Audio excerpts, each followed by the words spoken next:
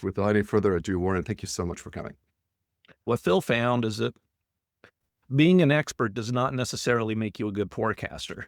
And the only way to find that out is to go and follow the track record, which is what he did in his book, Expert Political Judgment, which is great. It's worth getting the new edition just to read his new introduction. It's just a tour de force. So fast forward, and after he publishes those results, the government comes to him and says, well, gee, this is super interesting. We want to see if we can improve the skill set of our intelligence analysts. And they set up this big competition, of which Phil and his colleagues were one, the Good Judgment Project.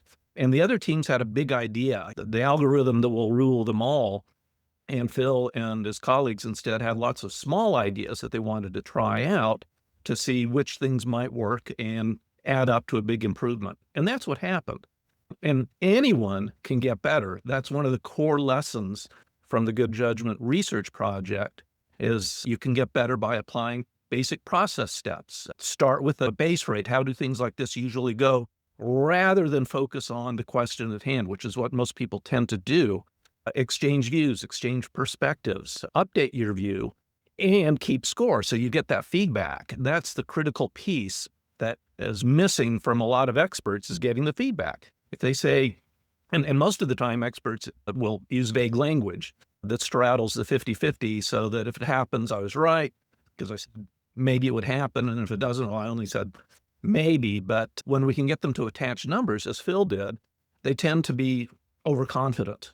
So if they say something's an 80% probability of occurring, it's going to be something less than that until they get feedback and can improve. So good forecasters and experts who become good forecasters, when they say 80%, it happens 80% of the time and doesn't 20% of the time. So you're a genius 4 times out of 5, 1 time out of 5. You'll look like an idiot. That's the risk of sticking your neck out. And having a crowd-based approach and using numerical probabilities, it's what we do. And it's what prediction markets do. And so from my point of view, the prediction markets are having the success that they are. Anything that encourages probabilistic thinking in public discourse, I think is a great thing. Amen. There are maybe some other things that may be challenges for prediction markets, and I'll touch on that in a moment. But the one more thing about the research project is that they tested different kinds of ways to get a probability estimate from a crowd. And the two main ones, team-based forecasting, which is what we do, and prediction markets. And they had a soft expectation that prediction markets would do better. And in some cases, they did. But for most cases, the teams did better. And there's some interesting reasons for that. Even though the processes can be the same, getting a good forecast, you go through some of the same checklists. But with prediction markets, by definition, you've got a book that you're going to use. And once you've used up your book, you're done forecasting.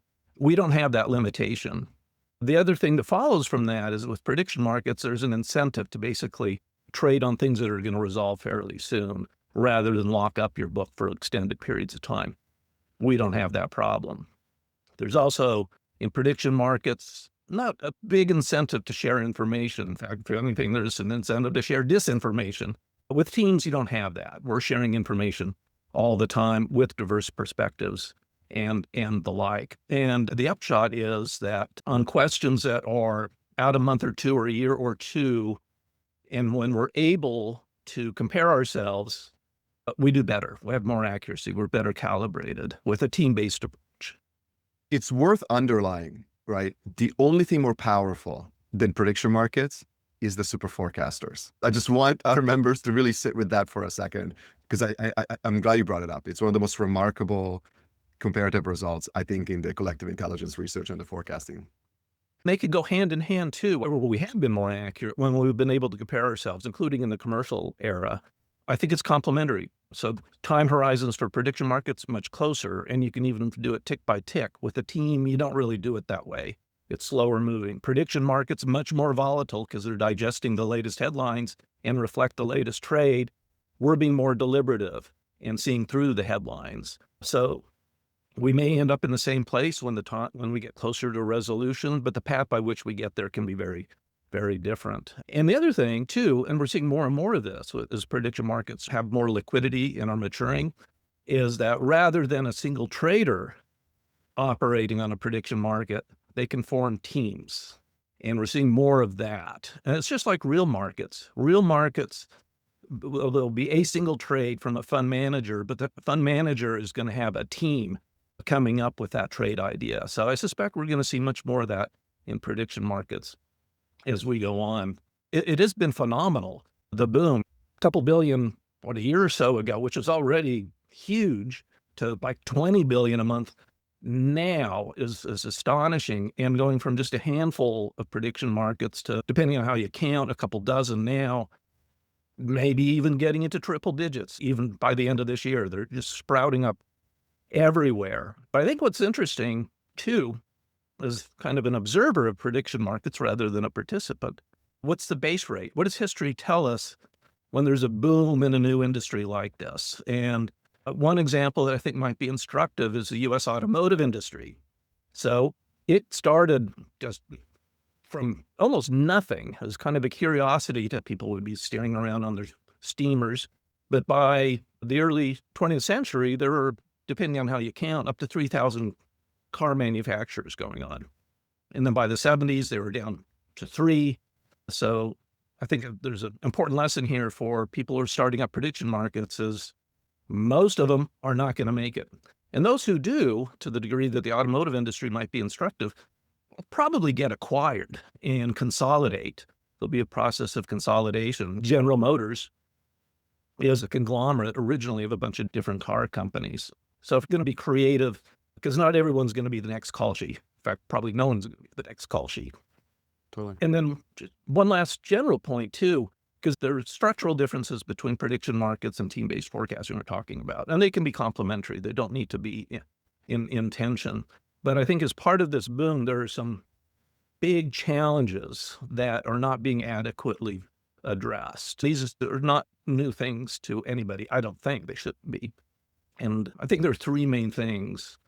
One is an easy fix. That's question quality.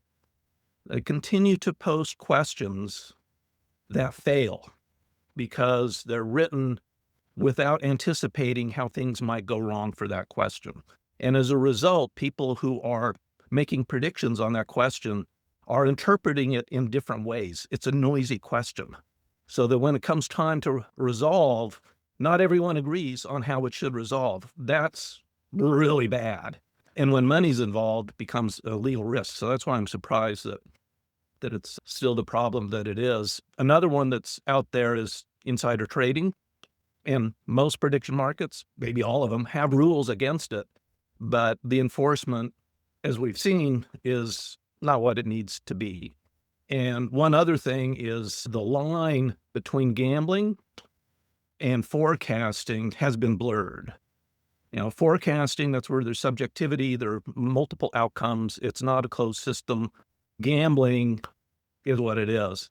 And gambling is regulated in this country at the state level, and forecasting is at the national level.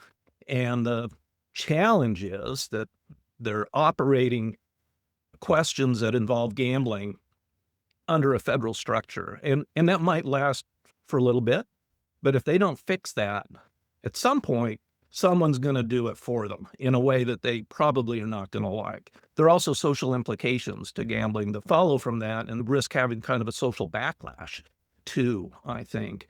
So which in many ways, it's already happening. And it is happening. We see in different states that they're... Yeah, Minnesota just banned prediction market. Yeah, or trying to.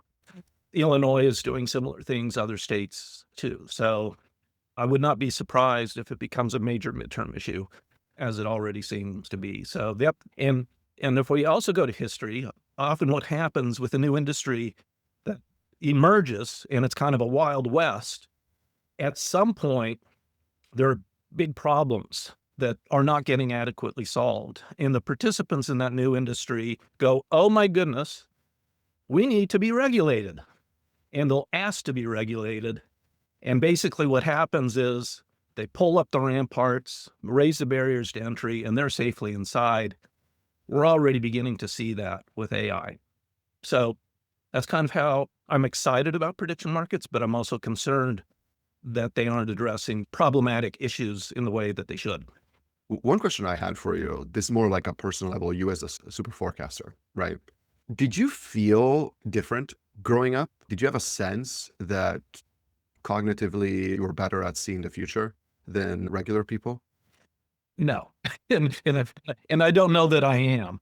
I think a lot of people have latent skills, uh, that they can only develop if they practice, all right? So for all I know, I'm a terrific violinist, and I'll never know unless I apply myself and try. Now, in that particular case, I'm pretty sure I'd be awful at it because I have no sense of rhythm. But it's the same thing with forecasting. It's a skill that can be developed. Most people can develop it, and then the more that they work at it, the better they will become. Now, not everyone gets to be on Carnegie Hall, but pretty much anyone can get really good if they really apply themselves. So I think I'd look at it more like that rather than particular self-awareness, and I suspect that most of my fellow super forecasters would agree with that. Yeah, no, absolutely. Because I'm glad you emphasized that because that's something that's been so encouraging in a way that IQ research isn't, right? Because there's not so much you can do to practice, right? Whereas in super forecasting quotient, you totally can. But I guess the first time the super forecasters were identified, there was something about the folks that they were naturally doing these things that most people have to be trained at doing, right? You can think of it as two kinds of characteristics. There's some characteristics that we just have. That's the way we are. Barb Mellers and Phil Tetlock gave us hours of psychometric tests with the goal of finding what kinds of characteristics correlate with subsequent accuracy, because they didn't know. And some things do, a lot of things don't. Being conscientious doesn't matter, no correlation. Being an extrovert, no correlation. Seniority on its own, no correlation. There are other things that can go with seniority, but on its own, nothing. But there are a few things that do, and pattern recognition is a big one. Some people are just better at, if there's a mosaic, figuring out what it's showing with fewer tiles than what other people are going to need. Another is being actively open-minded thinking. And that's basically saying you're always testing your beliefs about how the world is rather than defending them. And people who have a fixed view of the world can be very successful at arguing, persuading, maybe even politics, certainly on TV, but they'll be lousy forecasters because if they're a stop clock, they're going to be saying the same thing all the time, even when the situation changes. Now, those are things that people have.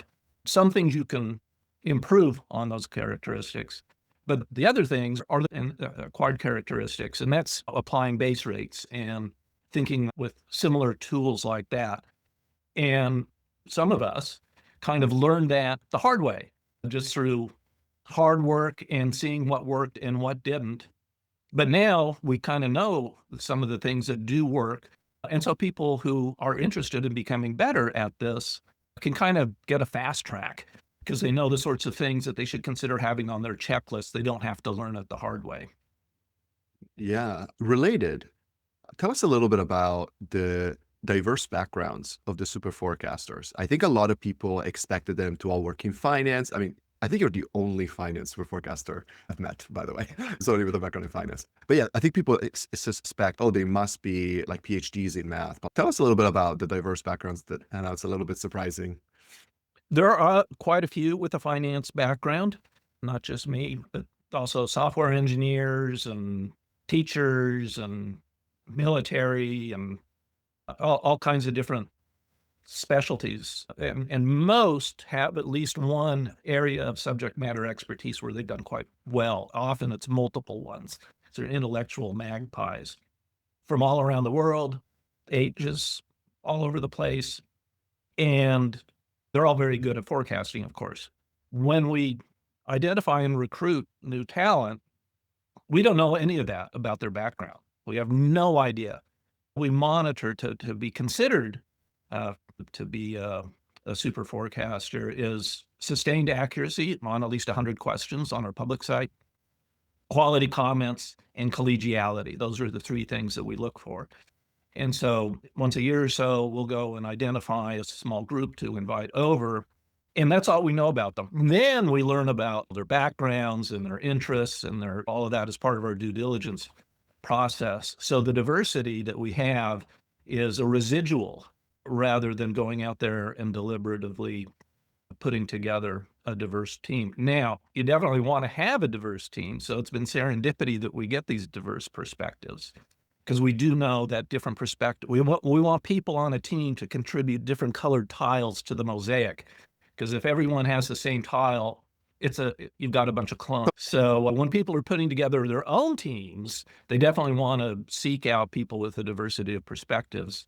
And we've just been lucky to get that through our process. What was it like when the Superforecasters first met each other? Because arguably it was the first time in world history, right, where they finally met, right? Well, by definition, yeah, because Phil and Barb invented this term for people who were consistently better than the rest. So it wasn't even part of the original research project. They just saw, geez, some people are really doing well. And from their point of view, it prompted a research question. What if we put them on small teams? Will they get better or revert to the mean? Many thought there'd be a reversion to the mean. Instead, not only did they sustain, they did get better. So by definition, because of the label that they invented, no one had a group of super forecasters never come together before. Although I would suggest that people who are very skilled at this definitely have come together in different kinds of venues and different kinds of formats. Certainly in my old day job on Wall Street, they're really skilled people. And if they wanted to get the label super forecaster, I'm sure quite a few of them could. I'm sure that's the case in a lot of different industries. But it was pretty cool to meet everybody, and that was done during the research project. We don't really do that in the commercial era. But there was one guy from Britain who I think summarized it really nicely. And he was sitting next to somebody else from the UK, listening to the proceedings, talking to other people. And he goes, gee, like E.T., where E.T. goes into the spaceship and sees all the other E.T.s and feels home. So I love that. A great way to put it, I thought. Then more broadly, do you think investing is a good metal detector for super forecasting? I think there are many domain areas where people are going to be learning the skills that we know make for good forecasters. Investing is definitely one of them. And we certainly see, because we've done a lot of work with investors, both for training and for selling our forecasts or doing custom work. And then also the kinds of process steps that we're talking about. They don't always have them all, but they often have some of them. And so the value for them is to learn more about some of the other process steps that they might consider including in their own process so that they can get a little bit better at what they already do really well. Because in investing is in most areas, getting a little bit better than the competition can pay huge dividends. Yeah, no, absolutely. Let's get a little bit more specific because there are different kinds of investing, right? You've got value investing, you've got high frequency trading, you've got macro trading, you've got private equity. Like which investing styles, right, do you think lend themselves more to developing super forecasting skills? I think all of them. I think the skills that we're talking about are not restricted to any one strategy or any one industry. We've worked with companies from interns to analysts to the C-suite in oil, finance, government, semiconductors, major league sports too. They're all trying in decision making across all those areas. Often we'll have a lot of work, a lot of research, and then eventually somebody goes, well, I think we should do this.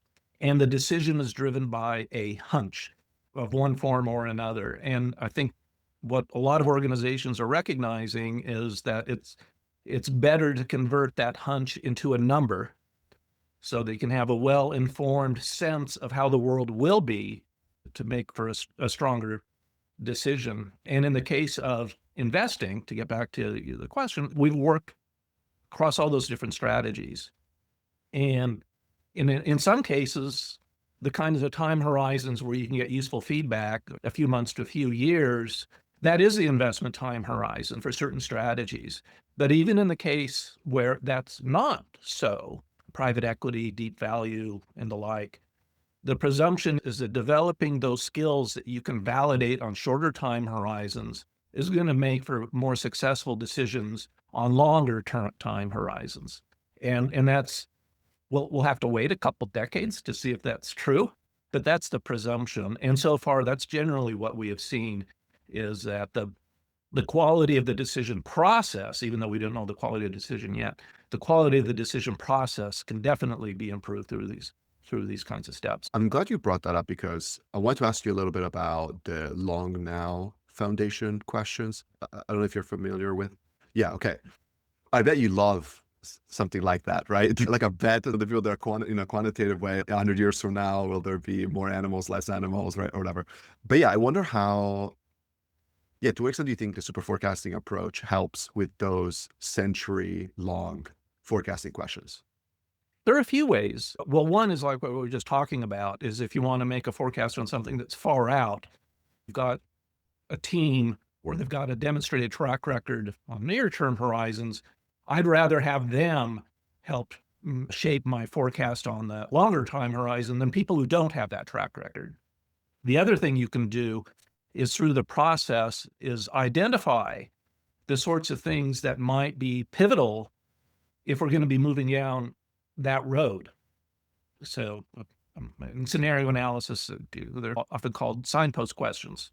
So if we've got a question about 100 years, right, we can maybe identify things that if we're on that path, we should expect to see on nearer term horizons of 3, 4, 5 years, maybe. But that would be the idea, is to identify signpost questions. So now you're bringing that century future out to 5 years or so.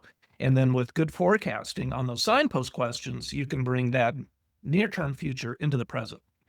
So that's one approach you can take to get a better informed view about a longer term.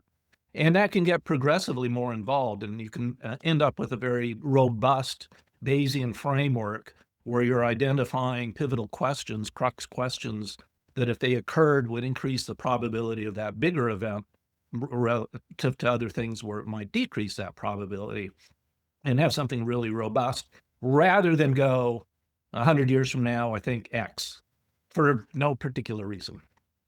Let's use COVID as an example. Like, how were the super forecasters reacting to COVID and how it was affecting their forecasts? So as a general rule, you're right that super forecasters tend to make a lot of small incremental updates rather than occasional big updates. And that's one of the differences between prediction markets and team-based forecasting, is that you can have that occur. And it's not so much that going from 33% to 35%, that 2 percentage point move, is significant. It isn't. But what it's doing is reflecting some new piece of information or a new perspective that somebody is offered, or a different perspective. And it's like breadcrumbs that you can leave behind so that you're updating as you go. So by being incremental, you can leave the breadcrumbs, you can also reverse them. But then also, like you say, if there's a sudden shift, something really big rather than a small, then they'll start to move, they'll pivot. It may not happen in a day, but it will definitely happen fairly quickly if there is a major change. And we saw that with COVID. That's another reason why it can be valuable to have a mix of experts and non-experts, but who are all skilled forecasters working together. Experts have models of the world, and they'll tend to filter out subtle changes as immaterial to their models. That's been the case for their model, maybe their whole careers. Having skilled generalists can help ensure that as those subtle things occur, you can pick up on that. So in the case of COVID, experts really struggled because their models broke down so fast. We went into a world of flux. And in the early days, we didn't even know what's the magnitude. Are we on a linear scale or a log scale or what, for how many people are going to be affected by that? And so they were slow. The experts were slow and made forecasts that were extrapolating from their experience to say this is not going to be a big deal. The super forecasters did far better at identifying the magnitude early. They also did far better at identifying the speed of a vaccine being developed. Not right away. It took them a little while, but they did update their views and they got there faster than the experts did.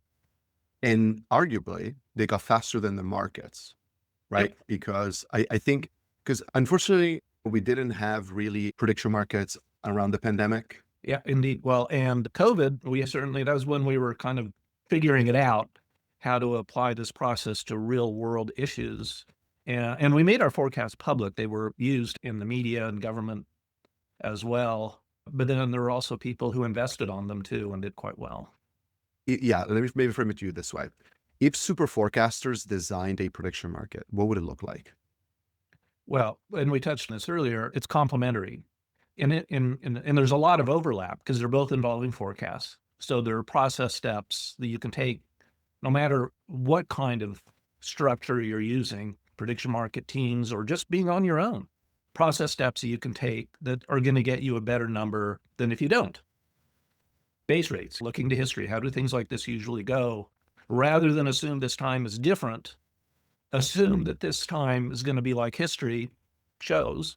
And now let's find what's different this time rather than assume it is different. And just doing that one thing is a big boost. Making updates is a big boost. We know that. So you do that in both prediction markets or teams. Sharing information when possible definitely improves. Less viable in prediction markets, but it can still occur depending on how the prediction market itself is structured. And then at the root of all, you could absolutely have teams on prediction markets so that you would have the best of both worlds. Yeah, in the good judgment context, is the priority to update as many forecasts as possible every day, or to make sure that the most important update is happening on a timely manner? That's a good question. How often should you update? And generally speaking, it depends on the time horizon. So if we have a question, as we do, about which party will be in the White House after the next election, we don't really know who the potential candidates are going to be. And there's also the interesting variable this people are asking about that is new, is maybe the president incumbent is going to stick around or at least try to. So we just don't know. So in that case, we probably are going to rely a lot on base rates, and we're not going to be making a lot of updates, maybe once a quarter for something like that. But then as the time horizon gets closer, and as we get more information, and as we shift more and more to inside view information, the particulars, updating frequency will pick up, and it might go to once a month and then once a week. And then as you get closer and closer, it could be daily at that point. But doing daily updates for something that far out would not be a good use of time. And that translates too into investing, where if you've got a position that's going to mature in 3 years, you don't want to be doing daily updates, but you also don't want to do nothing for the next 3 years. So in that case, maybe the quarterly cadence is the way to go, and then pick it up as you get closer to when you're going to close out the position. Or if something happens and you need to decide whether to leave the position, your updates are going to become far more frequent. Yeah, let's talk about AI and forecasting a little bit. What's the role of AI in creating the optimal collective intelligence system? Well, and kind of from our point of view, while AI is astonishing at the progress it's been making, the notion of relying on machines to help us make decisions is not new. So really, it's a hybrid approach, and that's been the case since the invention of the lever, to literally do the heavy lifting with a machine. And the word computer used to be a person sitting in a back room with an adding machine. Well, I like to use the clock as an example of a machine that has Yeah. some sort of forecasting utility of time, right? Absolutely, in different forms. So what we're seeing, we think is not so much a revolution as a massive acceleration, how we can use machines to do better. We've already been using mathematical models to help make forecasts, certainly where there's a lot of data and it's relatively stable. And the ability of AI to make forecasts has certainly expanded the ability to come up with a reasonably decent forecast where there's a fair amount of data and the environment is relatively stable. And so we should expect them to do more of the heavy lifting and maybe even get a good enough forecast from them on those kinds of questions. We're already seeing that.